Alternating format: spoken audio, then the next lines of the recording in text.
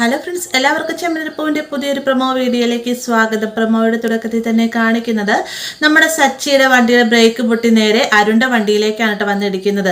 എന്നാൽ തന്റെ പൂർവ്വമായിട്ടുള്ള വൈരാഗ്യം വീട്ടുന്നതിന് വേണ്ടി തന്നെ മനഃപൂർവ്വം സച്ചി തന്നെ കൊല്ലാൻ ശ്രമിക്കുകയായിരുന്നു എന്നും താനിപ്പോൾ ജസ്റ്റ് മാറിയില്ലായിരുന്നെങ്കിൽ തന്നെ ഇവൻ കൊന്നേനെ എന്ന രീതിക്ക് ഇങ്ങനെ വളരെ മോശമായ രീതി, അതായത് സച്ചി തന്നെ മനഃപൂർവ്വം ആക്രമിക്കാൻ ശ്രമിച്ചു എന്ന രീതിക്ക് തന്നെ അരുൺ സംസാരിക്കുകയാണ്.